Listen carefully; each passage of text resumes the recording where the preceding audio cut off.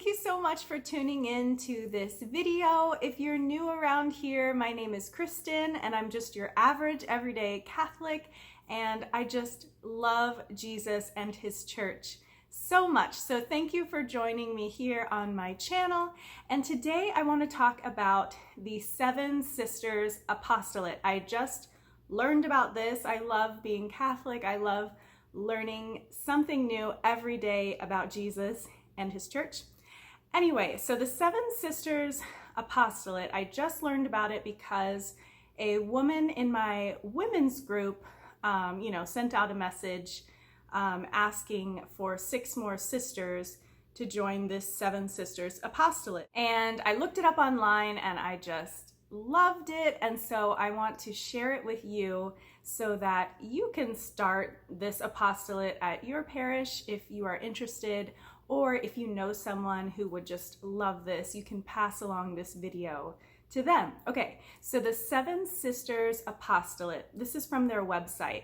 It is a call to strengthen the church by ensuring that a holy hour is prayed each day of the week for the sole intention of a specific priest or bishop, a holy wasting, that is from Matthew chapter 26, verse 10, or lavishing of prayer for his deeper conformity to Christ. I love this mission of strengthening the church via prayer, especially prayer for our priests. So I have their website linked below, and if you click through in their website, you'll read a 7 sister, 1 holy hour, 1 priest, each week, 1 heart of prayer.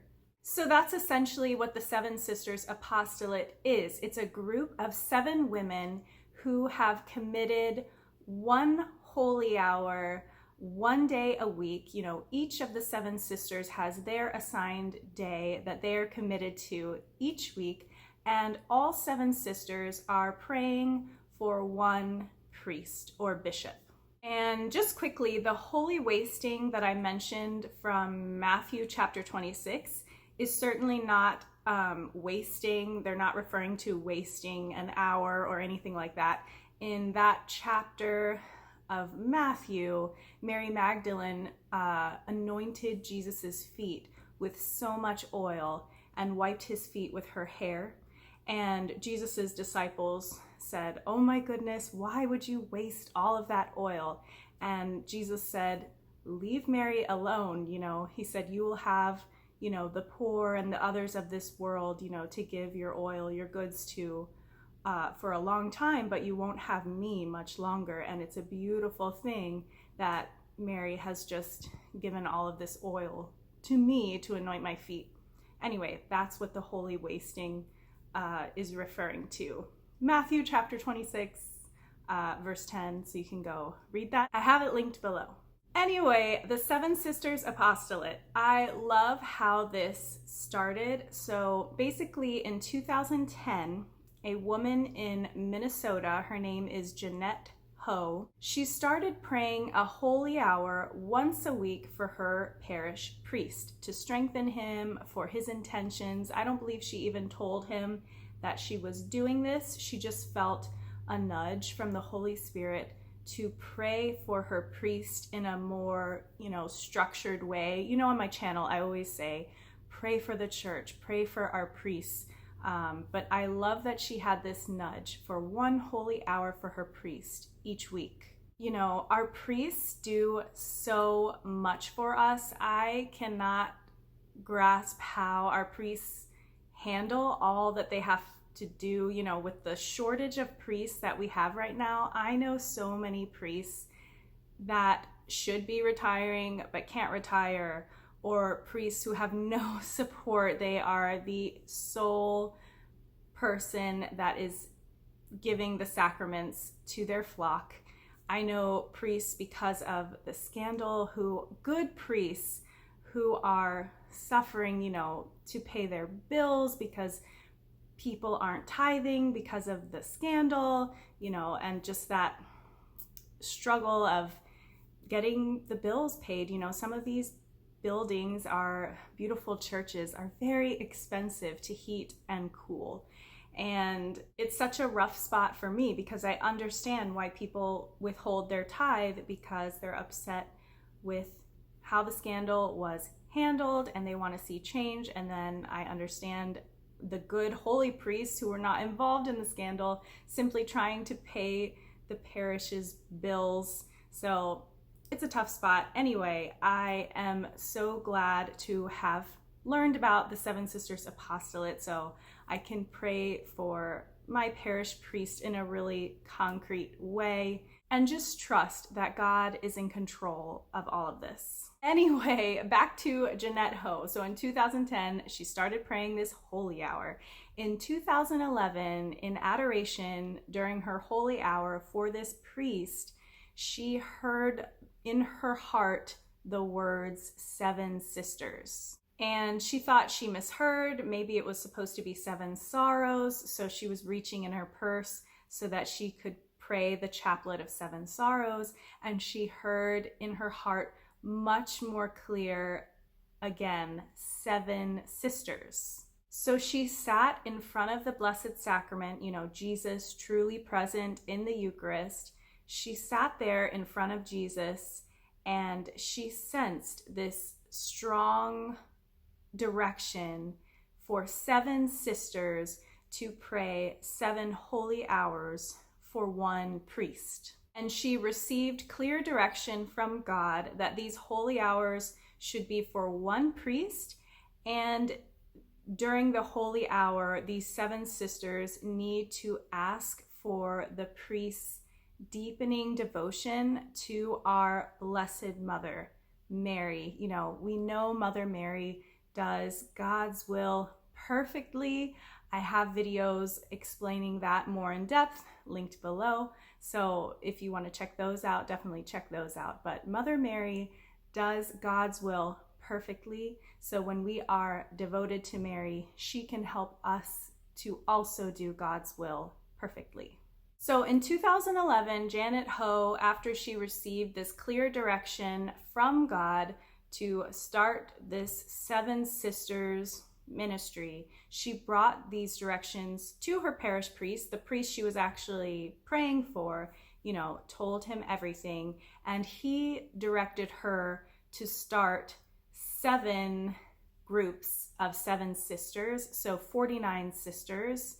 And that is how this Seven Sisters Apostolate began. So in this video, you'll notice I keep saying the women are to pray for their parish priest. You can read more in their website linked below. But from what I've read, you really want to pray for your parish priest or a local, parish priest in your city, not one of these more public figure priests, because we don't want everyone to be praying, for Bishop Barron, for example. We want to strengthen the whole church.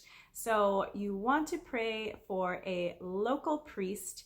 And if that priest is reassigned, then the women's prayers will then go to the new priest who is assigned in his place. And this guards against the group of women from being attached to any particular priest, because the goal of the apostolate is to strengthen the whole church. One thing that I especially love about the Seven Sisters Apostolate is that it is not exclusive at all. Whenever I hear about groups within the Catholic Church, there are many beautiful groups within the Catholic Church, but I am very careful not to join any group that has any air of exclusivity. I get a really bad gut feeling, it's the sin of pride, really, for a group of Catholics, to feel that they are super Catholics and more Catholic than the other Catholics. So I am very careful about that. And this apostolate is not exclusive at all. Any woman can start the Seven Sisters Apostolate at her parish. And if you have more than 7 women who want to join, say you have 9 or 10, those extra women can help out as substitutes when one of the core group of 7 women can't get to their holy hour. And if you have a lot of women who are interested If you have 14, for example, you can have 7 praying for your parish priest and 7 praying for a retired priest at your parish or your bishop.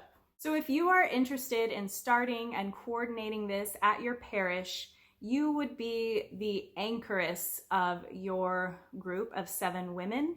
The anchoress is just the group coordinator. She's the one that will officially start it and contact the Seven Sisters Apostolate via the website below. And she is the one who will tell the priest, very briefly in a letter or an email that the 7 women are praying for him with this structure. And the priest can reply to the anchoress with any intentions that he may have, or he does not have to reply at all. He doesn't need to be involved with the 7 women at all. He can communicate with the women or not even know who the women are aside from the anchoress's email address, because the goal is not, deepening a relationship with the priest. The goal of the 7 women is to spiritually support the priest and therefore the church with their prayer. The anchoress can also, organize something for the priest's birthday or anniversary of his ordination.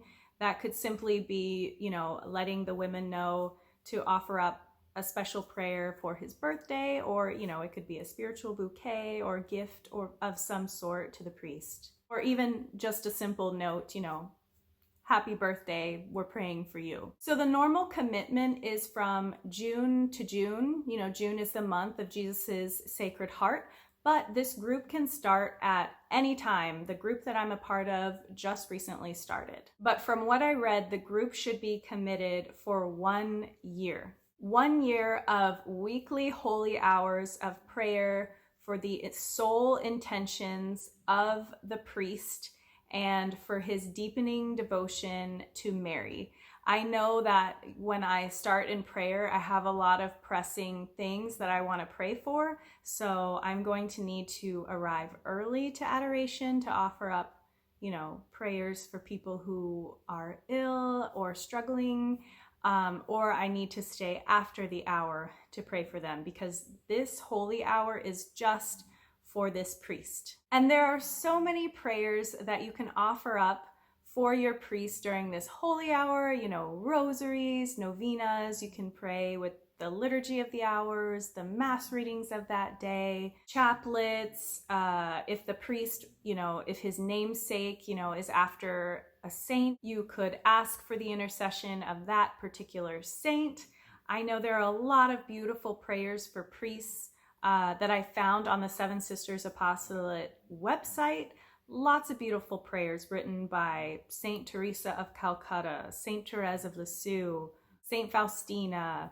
And the apostolate has 3 patron saints as well, and you can ask for their intercession as well. So on the Seven Sisters Apostolate website, there's a map, and you can see where all of the groups of women are throughout the world, mostly in the US right now, but there are actually 8 states where there is no Seven Sisters Apostolate formed, and those 8 states are Idaho, Maine, Oklahoma, Oregon, Rhode Island, Utah, Vermont, and Wyoming. So if you live in any of those states, you might consider starting this group of 7 women praying for your priest. For any men watching, I did read on the website that men can serve as substitutes if one of the women can't get their holy hour in on her assigned day.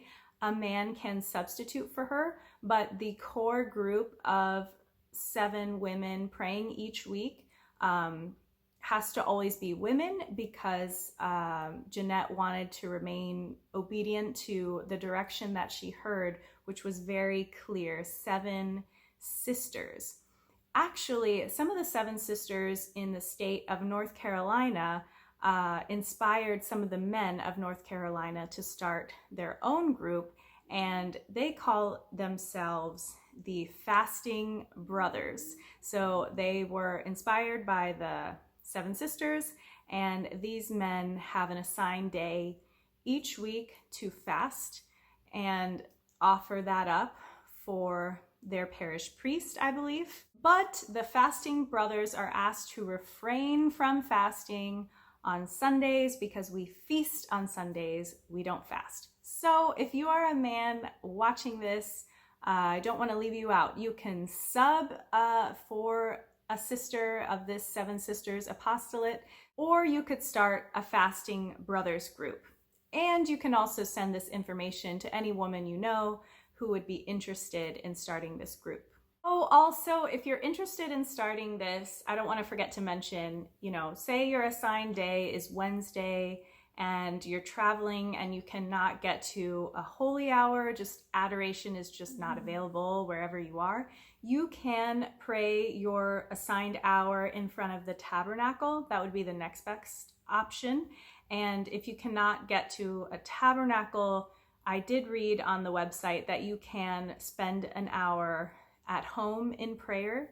So ideally, it's in adoration next in front of the tabernacle. And then last resort, I think if you can't get a sub, you can just pray alone at home.